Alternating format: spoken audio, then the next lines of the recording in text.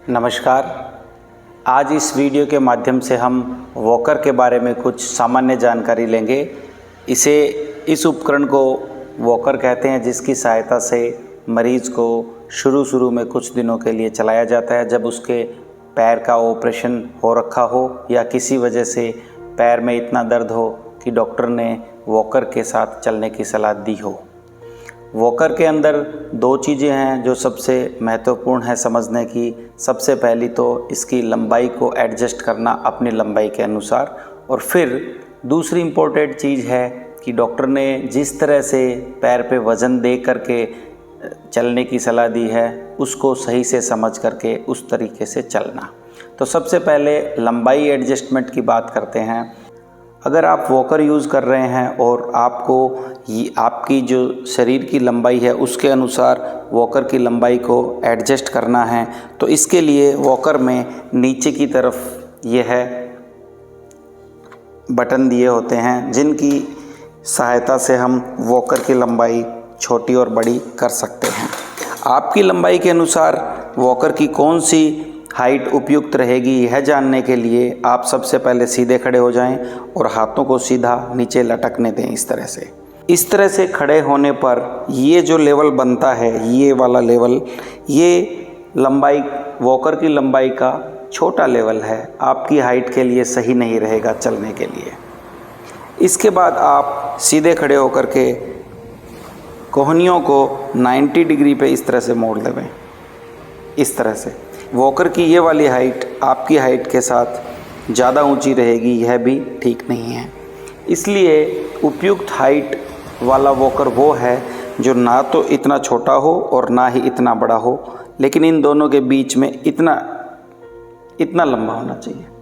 ना तो इस तरह ना तो इस तरह, इनके बीच में ये वाली हाइट जो है वो उपयुक्त हाइट है।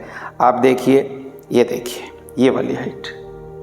आप सीधे खड़े हैं और वॉकर को आपने इस तरह से पकड़ रखा है और आपके एल्बो जो है वो लगभग 40-45 डिग्री पे मुड़े हुए हैं।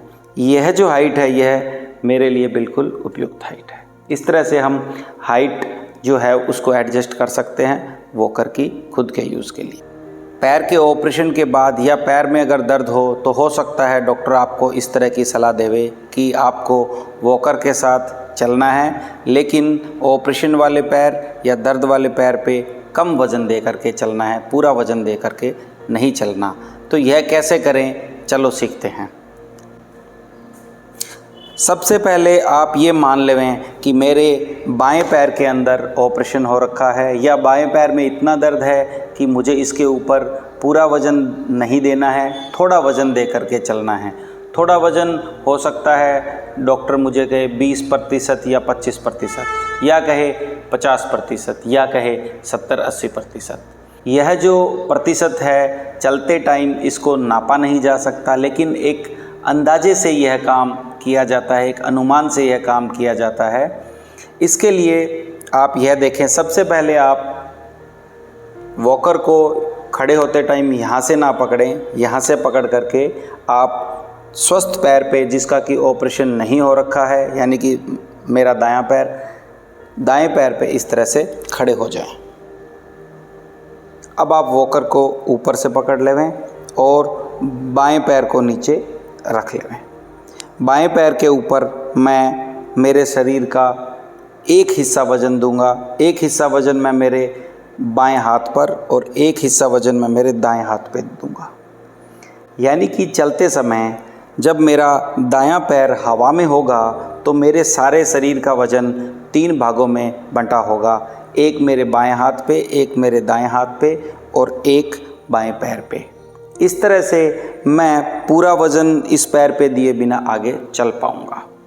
अब आपको इस तरह से चलने के लिए 3 स्टेप समझने की ज़रूरत है। सबसे पहले स्टेप में आप अपने दाएं पैर पे सारा वज़न दे करके और वॉकर के साथ इस तरह से खड़ा होना सीखें। अभी मैं बाएं पैर पे बिल्कुल वज़न दे करके नहीं खड़ा हूँ, यह आप मेरे घुटने को देख करके समझ सकते हैं। मेरा ये घुटना थोड़ा मुड़ा हुआ आगे की तरफ, इसका मतलब मैंने इस पैर के ऊपर वज़न नहीं दिया हुआ है।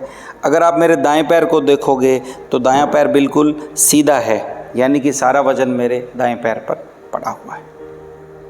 सबसे पहले स्टेप के अंदर खड़े होने के बाद आप दोनों हाथों की मदद से वॉकर को थोड़ा आगे खिसकाएं। दूसरे स्टेप के अंदर बाएं पैर को, जो ऑपरेशन वाला पैर है, उसे हवा में उठा के आगे रखें। तीसरे स्टेप में आपको दाएं पैर को उठा के आगे मूव करना है, आगे चलना है। यह सबसे इम्पोर्टेंट स्टेप है। इसी में आपको ध्यान रखना है कि पूरे शरीर का जो वज़न है उसका कुछ हिस्सा बाएं हाथ पे, कुछ हिस्सा दाएं हाथ पे और थोड़ा हिस्सा बाहर का बाएं पैर पे पड़े। इस तरह से ये मैं दाएं पैर को हवा में उठा रहा हूँ और बाएं पैर पे और दोनों हाथों पे मैंने वज़न लिया हुआ है और ये दायां पैर आगे उठा के रख लिया। इस तरह से मैंने बाएं पैर के ऊपर थोड़ा वज़न दिया है, शरीर का पूरा वज़न नहीं दिया है।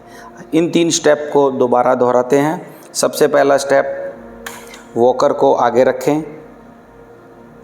इस दौरान पूरा वज़न मेरे दाएं पैर पे, बिना ऑपरेशन वाले पैर पे था। ऑपरेशन वाला पैर उठाएं और आगे रखें। अब दाएं पैर को, बिना ऑपरेशन वाले पैर को हवा में लेना है और शरीर का पूरा भार 3 हिस्सों में बांट देना है। पहला स्टेप, वॉकर को आगे रखें। दूसरा स्टेप, ऑपरेशन वाले पैर को आगे रखें। तीसरे स्टेप में बिना ऑपरेशन वाला पैर आगे रखें। पहला स्टेप, दोनों हाथों की मदद से वॉकर आगे। दूसरा स्टेप, ऑपरेशन वाला पैर हवा में उठाकर आगे रखें। तीसरा स्टेप, बिना ऑपरेशन वाला पैर उठाएं और उठाते टाइम शरीर का भार दोनों हाथों पे और ऑपरेशन वाले पैर पे बराबर बराबर देते हुए बिना ऑपरेशन वाला पैर ज़मीन पर रखते हैं। वॉकर आगे, ऑपरेशन वाला पैर आगे, बिना ऑपरेशन वाला पैर आगे। वॉकर आगे, ऑपरेशन वाला पैर आगे, बिना ऑपरेशन वाला पैर आगे।